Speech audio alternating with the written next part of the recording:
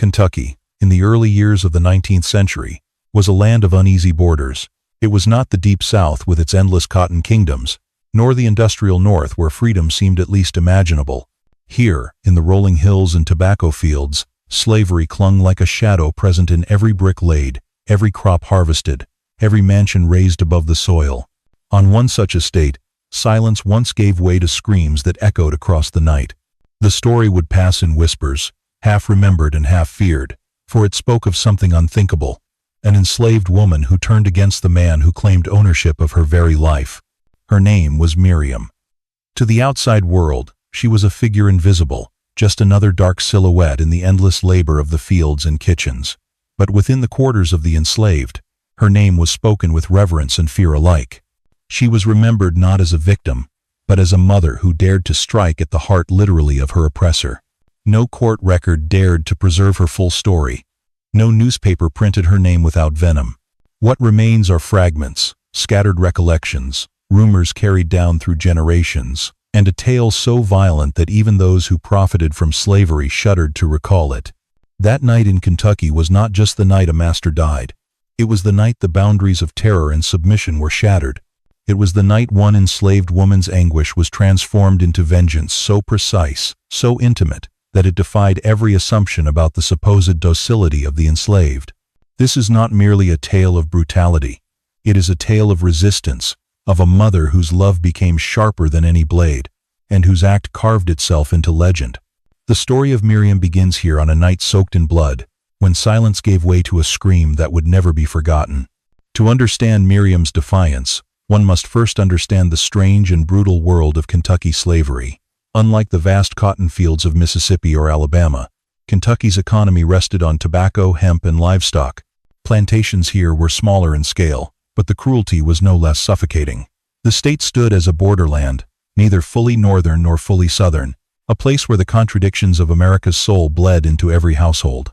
Enslaved men cut timber, tilled rows of tobacco, and tended horses prized for their speed. Enslaved women shouldered burdens both seen and unseen. Endless cooking, washing, and nursing alongside a silent endurance of exploitation by the men who claimed to own them. If the South boasted its wealth in acres of cotton, Kentucky flaunted its wealth in human lives, measured in auctions and recorded in ledgers. Life for the enslaved in Kentucky carried its own peculiar terrors. Because the state bordered free soil, whispers of escape were constant. The Ohio River represented both hope and peril, a ribbon of water that could carry a person to freedom or swallow them into its depths. Yet most did not flee. Chains were not always made of iron. They were often made of family, of children too small to run, of mothers unwilling to leave their babies behind. And so, resistance here often took other forms. Work slowed in secret, tools broken by accident, food stolen to keep hunger at bay. Every gesture of defiance, however small, was dangerous. Overseers carried whips, and jails overflowed with the bodies of the captured. Yet enslaved people continued to resist, shaping their survival in ways history rarely preserved. It was in this crucible of endurance and defiance that Miriam lived. She was not a rebel general commanding armies, nor a preacher stirring crowds. She was a mother, cooking in kitchens that never belonged to her, nursing children who were not her own while her own children cried hungry in the quarters. She carried scars invisible to the eye, scars of humiliation, assault, and unending fear. Kentucky's planters considered women like Miriam powerless, broken by duty and motherhood. But that belief was their blindness. For in every enslaved woman lived a quiet storm. Some storms passed unnoticed, muffled in tears. Others, like Miriam's, grew darker, heavier, until the air itself seemed to tense in anticipation. By day, Miriam bent over chores in her master's house, appearing obedient.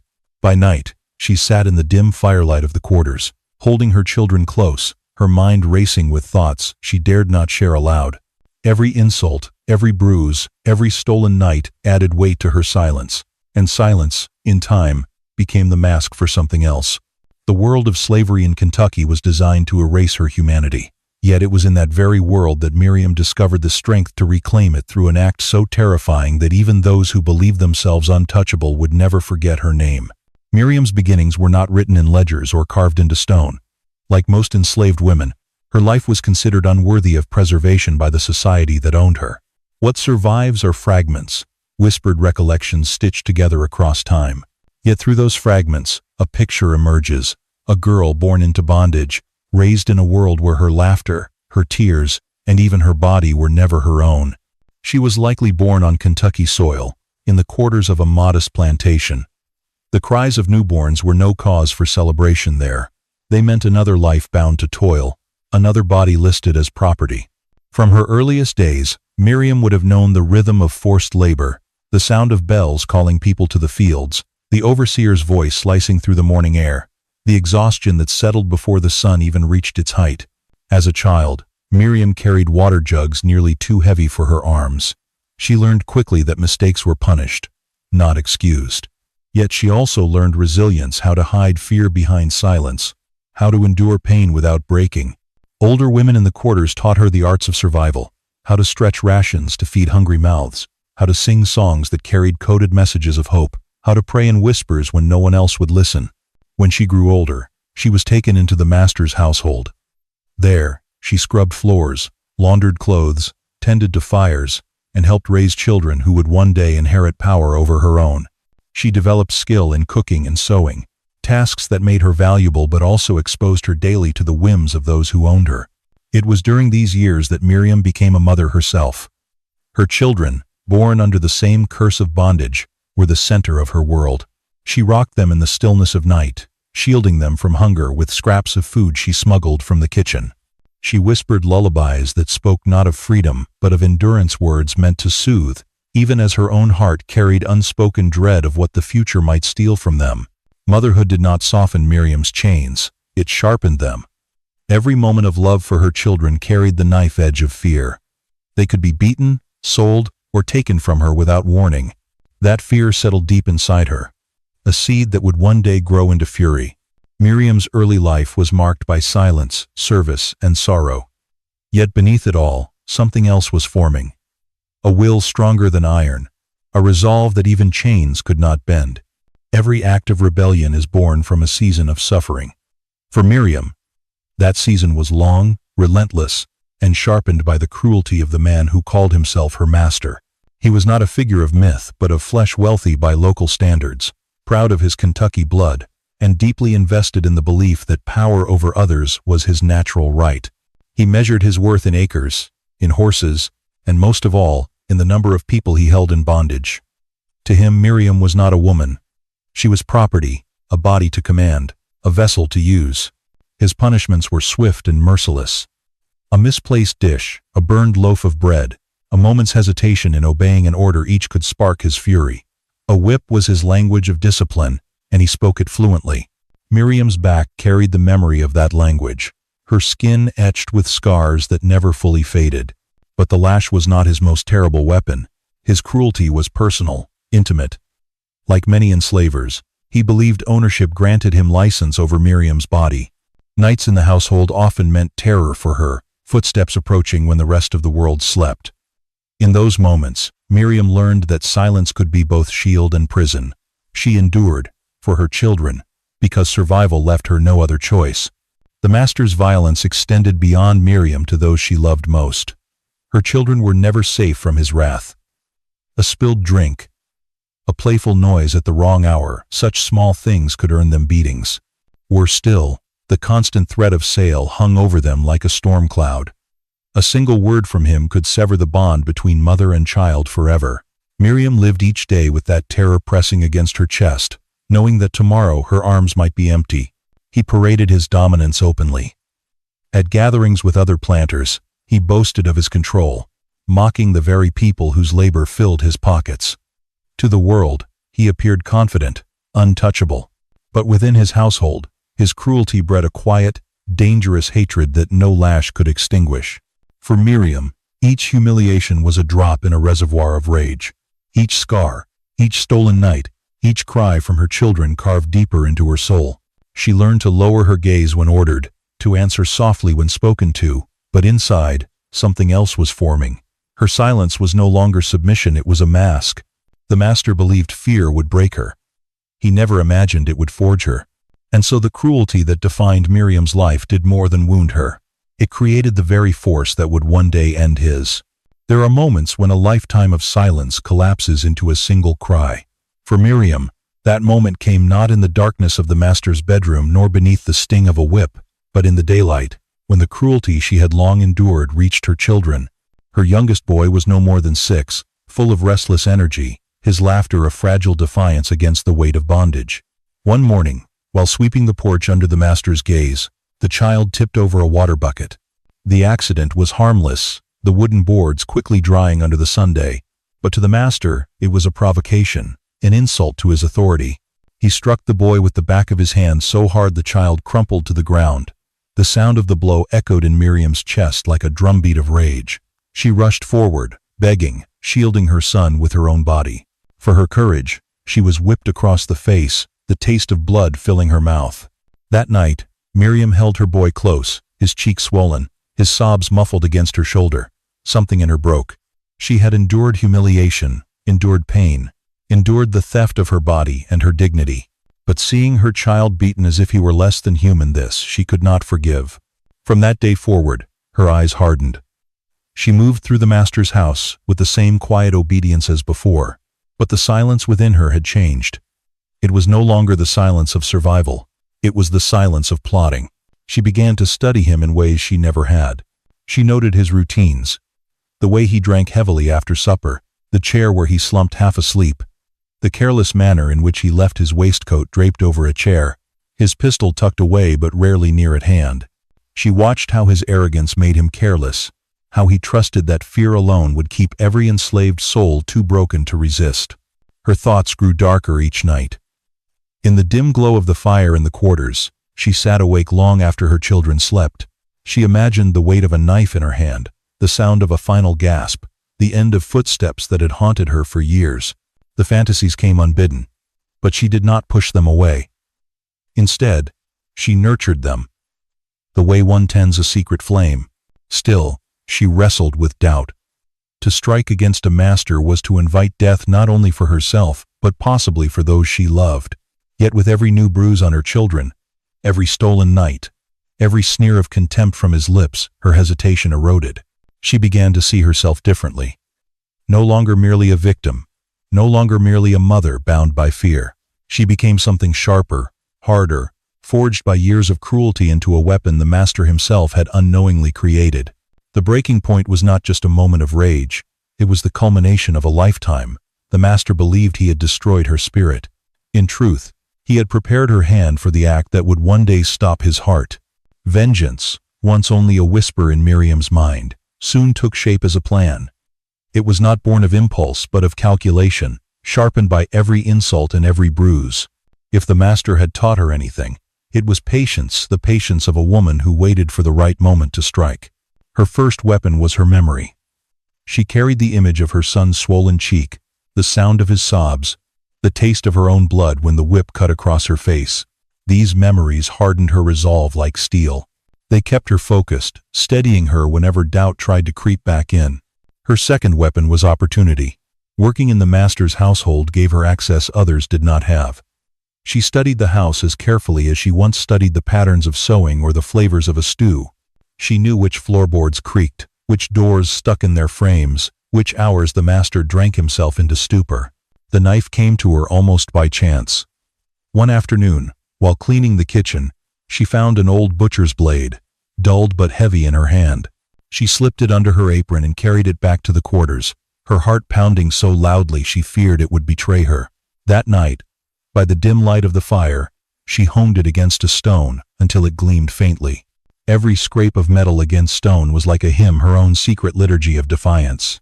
Still, preparation was not only physical, it was also spiritual. Miriam spoke less in those days, her words turning inward, whispered only in prayers that blurred the line between faith and fury. She called upon a God who had delivered Israel from Egypt, who had parted seas and cast down pharaohs. She did not pray for patience anymore. She prayed for strength, for courage, for the chance to cut justice into the flesh of the man who had tormented her family. Her children noticed the change. She held them closer, kissed them longer at night, as if imprinting their faces on her very soul. She told them stories of warriors and deliverers, cloaked in parable, so the little ones would not fully understand. Yet inside, she was preparing them for the possibility that she might one day be gone. Days bled into weeks, and the tension inside her coiled tighter with every passing evening. The master grew careless, secure in his power. He drank too much, sneered too loudly, and struck too freely. Miriam waited. She knew vengeance could not be rushed. It had to be certain, swift, final. At times, fear gripped her. What if she failed? What if she was caught before the blade reached its mark? She imagined the lash, the gallows, the horror her children might endure in her absence. Yet when those doubts came, she remembered the broken body of her son lying on the porch floor. That memory steadied her hand more than any prayer, and so the days of waiting became her training. Each glance at the knife hidden in her bedding reminded her of what was to come. Each insult from the master was another stroke sharpening her will. By the time the moment arrived, Miriam was no longer the woman she had once been. She was something else entirely, an instrument of retribution, silent, patient, and ready. The night was heavy with heat, the kind that pressed against the skin and made every breath feel stolen. The plantation had gone quiet. Even the crickets seemed subdued. Within the master's house, candles burned low, their light flickering across walls built by enslaved hands. Miriam moved like a shadow through the rooms she knew so well. Her steps fell on the boards she had memorized, the ones that would not betray her with a groan. In her apron, hidden deep against her body, the knife waited, cool and silent. Each heartbeat thundered in her ears, but her face betrayed nothing. The master sat in his chair, half drowned in drink. A bottle lay on the table beside him, his waistcoat unbuttoned, his boots stretched out lazily on the floor. He muttered curses under his breath, unaware that death had already entered the room. For a moment, Miriam stood still, watching him. Memories collided within her. The cries of her children, the sting of the whip, the endless nights of violation. Her hand trembled, but not with fear, with the weight of what she was about to do. She thought of her son's swollen face, his body trembling in her arms, and the trembling stopped. She stepped forward. The knife flashed in the dim light, swift and sure. The first thrust tore through his chest, silencing his drunken mutter with a strangled gasp. His eyes went wide with shock as he clawed at her arm. But Miriam was relentless. Years of rage poured through her muscles, each strike driven by memory, each cut a testament to all he had stolen from her. He collapsed back into the chair, blood soaking his shirt, his breath rattling. But Miriam did not stop. She pressed the blade deeper, angling it with precision learned not from training but from fury. With one final motion, she cut into the cavity of his chest and pulled free the very heart that had beaten with cruelty for so long. The room fell silent. In her hands, slick and heavy, lay the symbol of his power, now nothing more than flesh. For the first time in her life, Miriam looked upon her master not with fear, but with certainty. He was no master now. He was only a man, undone by the woman he thought broken. She stood over his lifeless body, blood dripping onto the wooden floor. Her chest heaved, her arms shook, but her spirit was steady. She whispered a prayer, not for him, but for her children, for every enslaved soul who had ever dreamed of freedom. Then she turned, heart in hand, and walked back into the night. When dawn broke, the plantation stirred in uneasy silence. The fields did not echo with the usual shouts of overseers or the crack of whips. Instead, whispers moved from cabin to cabin like wind through dry grass. Something had shifted in the night, something that could not be undone. The master's body was found slumped in his chair, his shirt soaked in dark blood. The room bore no signs of struggle, only the brutal certainty of death. His heart was missing, a wound gaping in the center of his chest. For the overseers, it was a horror beyond imagination. For the enslaved, it was a sign. Some said Miriam had fled into the woods, carrying the heart as proof of her defiance. Others claimed she had been taken by spirits, lifted away by ancestors who had guided her hand. No one truly knew. Her cabin was empty, her children gone. Only the echo of her name remained, spoken in hushed tones by those too afraid to raise their voices, but too moved to remain silent. Fear gripped the white men of the plantation. If one enslaved woman could strike down the master himself, what might the others do? They carried their rifles openly, posted guards at night, and questioned every slave with suspicion. Yet no amount of force could erase the truth. The The master's power had ended not with wealth or violence, but with his own blood spilled by the one he least expected. For the enslaved, the story spread like wildfire. Around the fires at night, they whispered of Miriam's courage. Mothers clutched their children tighter, telling them to remember the woman who refused to bend. Men, who had long endured humiliation, found in her act a new fire, small but unquenchable. Even those who had never spoken her name before now carried it like a talisman against despair. The plantation, once a place of rigid order, became a place of shadows. Overseers could not sleep. The master's chair remained empty, his house echoing with absence. Work continued under threat, but no lash could silence the knowledge that power had been pierced. And so Miriam became more than a woman. She became a story, a warning, and a promise. The enslaved called her a mother of vengeance, the one who cut out cruelty at its root. Her act lingered not only in memory but in the eyes of every slave who dared, for the first time, to imagine a world without masters. The plantation had been wounded, just as surely as the body that had once ruled it. And in that wound, a seed of rebellion took root. The search for Miriam stretched across counties, bloodhounds and mounted patrols scouring the woods and riversides. Yet she remained elusive, a figure half hidden between truth and legend. For some, she had crossed the Ohio River, slipping into freedom with her children. For others, she had been captured, shackled, and dragged before the courts. In reality, no record is certain, but the stories of her trial spread quickly, each version shaped by the teller's needs. Among white planters, the tale became a warning, a gruesome example to justify harsher laws and stricter patrols. They spoke of Miriam not as a woman but as a monster, a demon who had betrayed her place. Pamphlets whispered through taverns and town halls, painting her as the embodiment of savagery, her act not of justice but of bloodlust. Judges and ministers alike called her a curse upon the South, insisting that only the gallows could cleanse such sin. In their version, Miriam's trial was swift. She was dragged into court, defiant even in chains. Witnesses swore they saw her holding her master's heart, laughing as his blood spilled.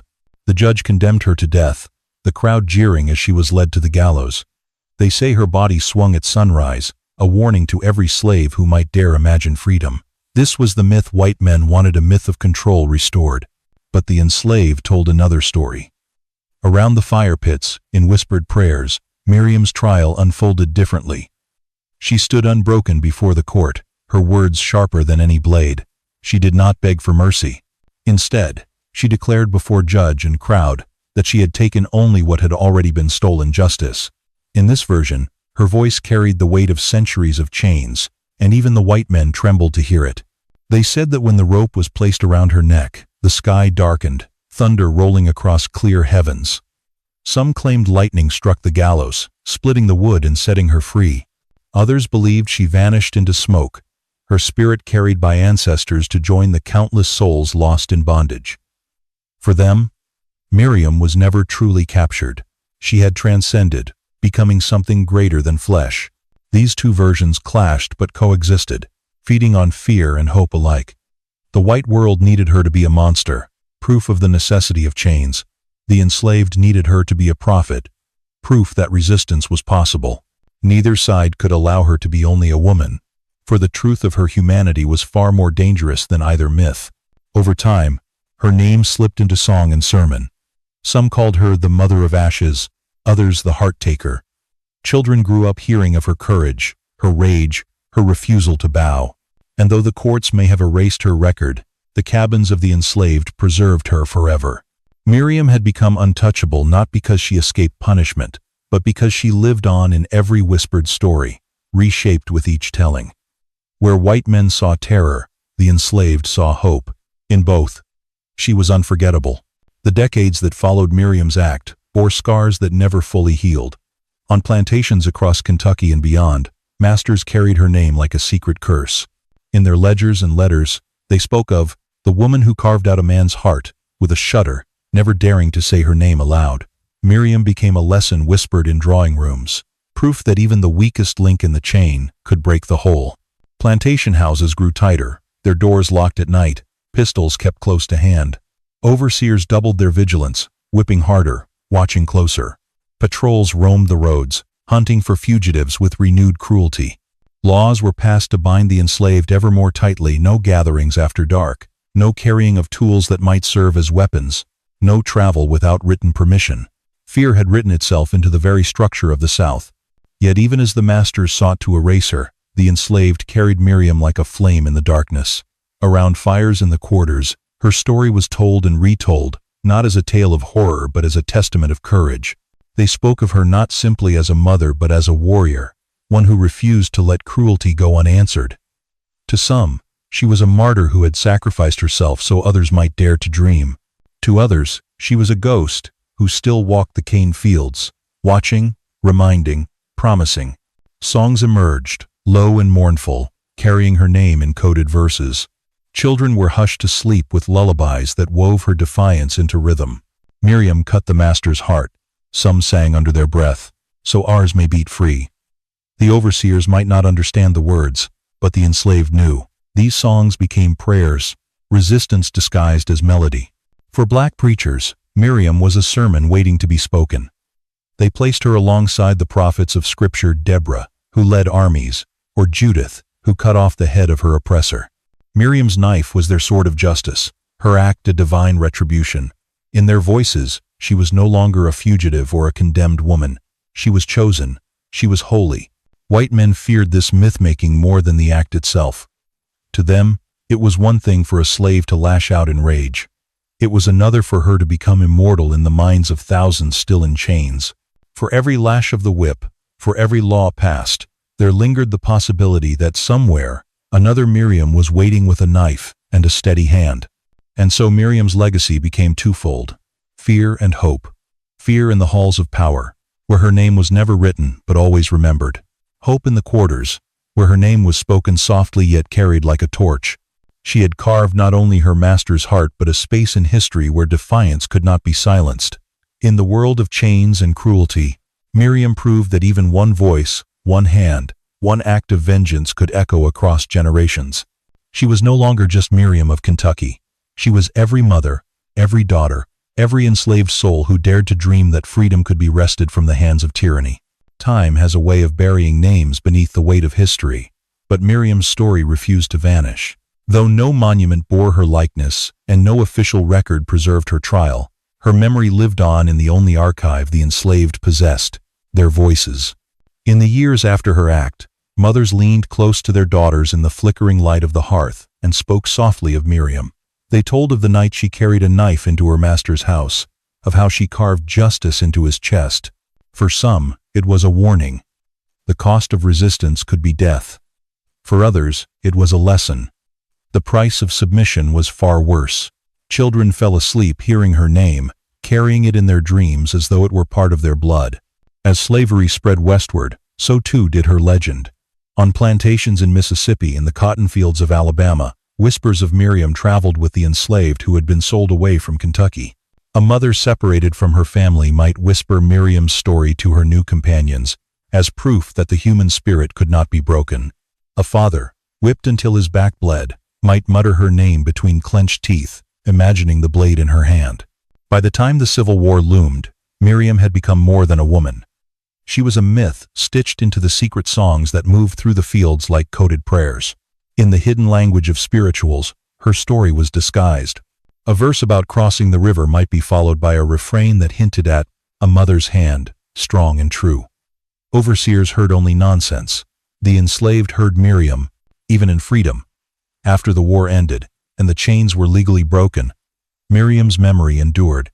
Freedmen and freedwomen told their children that liberation had not come as a gift from politicians, but had been demanded, carved out, wrestled from the hands of oppressors by people like Miriam.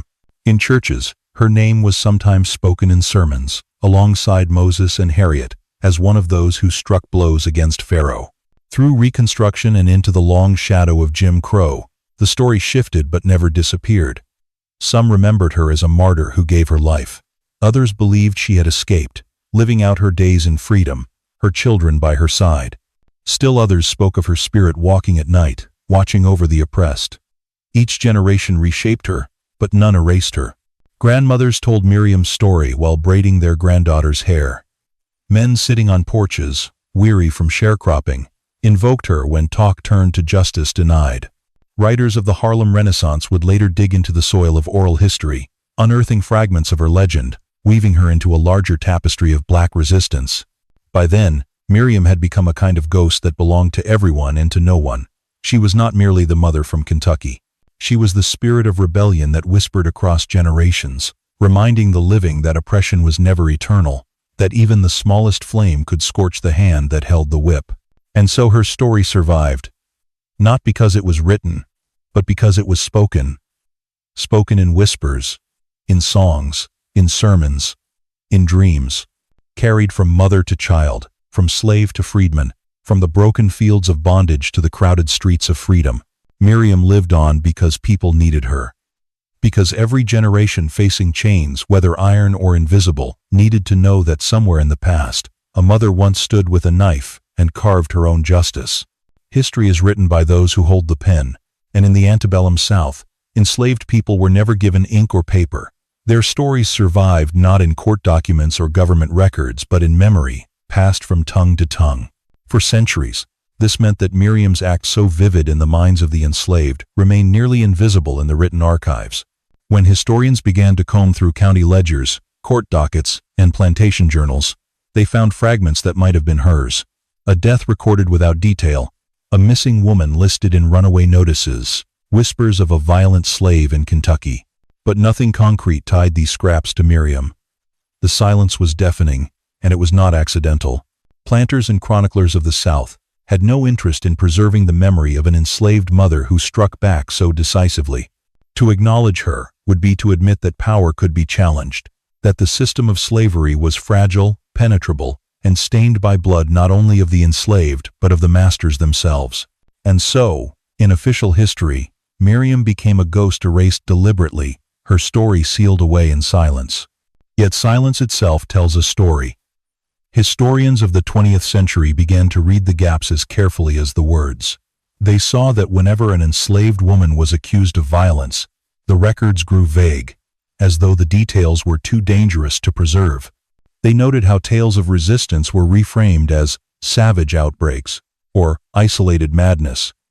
Stripped of context and agency, Miriam's absence from the page became, paradoxically, evidence of her presence. Oral histories, collected during the WPA slave narratives of the 1,930 seconds, provided glimmers of her. Elderly freedmen recalled a tale of a woman in Kentucky who took the master's heart. Others spoke of a mother who disappeared into the night with her children, her fate unknown. The details varied, blurred by decades of retelling, but the core remained unmistakable. Miriam had existed, if not as one woman, then as a symbol rooted in lived experience. Modern historians wrestle with this duality. Was Miriam a singular person whose story was scattered and suppressed, or was she the collective memory of many acts of resistance, distilled into one legend to inspire endurance? In truth, she may have been both. The silences of the archive do not diminish her significance, they amplify it. For every missing record, there is a reason it was hidden. For every absent name, there is a fear that it might inspire. Miriam lived in the space between history and myth, a reminder that the official record was not neutral but a weapon, wielded to preserve control. Today, scholars approach Miriam not as a puzzle to be solved but as a voice to be honored. They acknowledge that history is not only what is written but also what is remembered, sung, whispered, and carried across generations. In that sense, Miriam is as real as any name etched in stone. The silences that sought to bury her instead testify to the power of her story. They reveal a truth the record keepers dared not confess, that an enslaved mother once turned the tables on her master and, in doing so, carved her name into eternity not on paper, but in the hearts of her people.